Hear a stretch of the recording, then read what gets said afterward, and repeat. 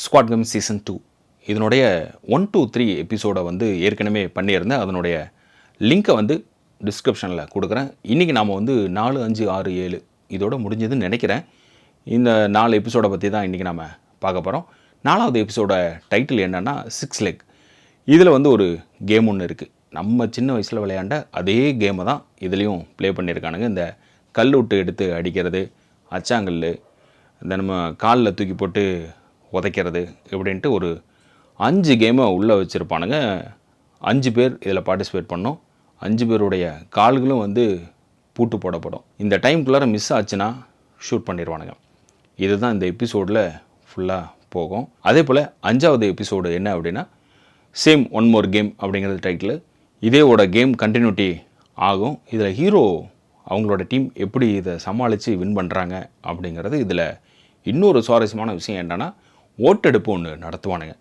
எப்பா போதும்பா இதோட விட்டுருவோம் அப்படின்ட்டு உள்ளே இருக்கிற டீமுக்குள்ளாரே சண்டை வர ஆரம்பிக்கும்.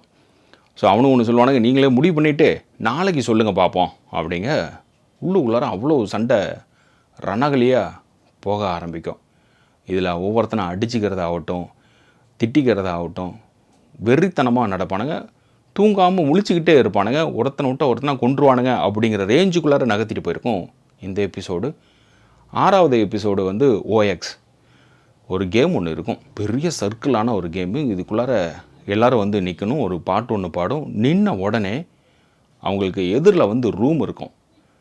அதாவது ஒவ்வொரு பாட்டுக்கும் 5 பேர் ஒரு ரூமுக்குள்ளார போகணும். 4 அடுத்தது 4 பேர், அடுத்தது 3 பேர், அடுத்தது 2 பேர்.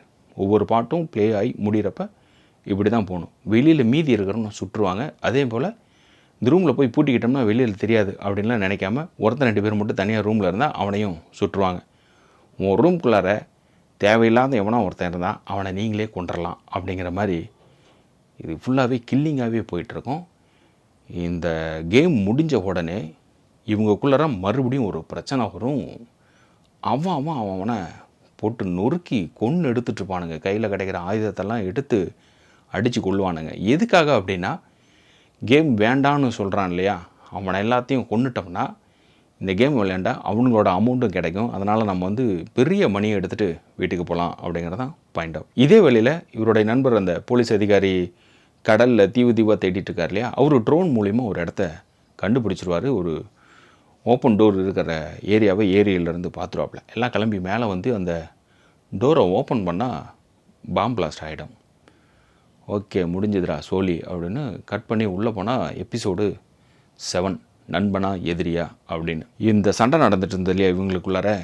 இப்போ இந்த பிங்க் சோல்ஜர்ஸ் எல்லாருமே உள்ளே வருவானுங்க. உள்ளே வந்தவொடனே ஹீரோ ஒரு விஷயத்த சொல்லுவோம், இதுதான் நமக்கான சரியான நேரம்.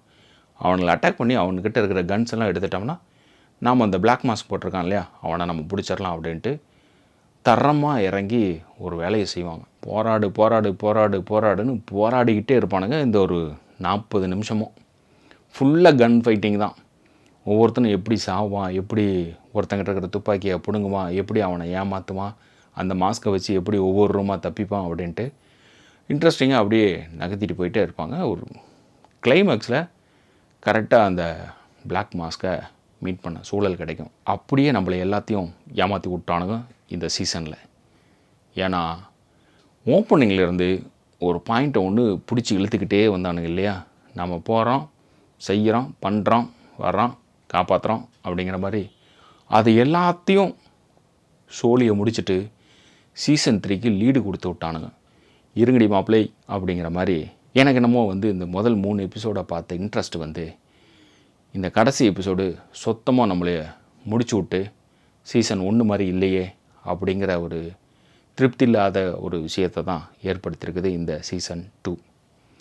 ஸோ நெட்ஃப்ளிக்ஸில் தமிழ் டப்பிங்கோடு இருக்குது, பாருங்கள் உங்களுக்கு டைம் கிடைக்கிறப்ப. இதே போல் மற்ற படங்கள்லாம் ரிவ்யூ பண்ணியிருக்கோம், பாருங்கள். மறக்காமல் சப்ஸ்கிரைப் பண்ணிவிட்டு ஃப்ரெண்ட்ஸ் அண்ட் ஃபேமிலிக்கு ஷேரும் பண்ணி விடுங்க.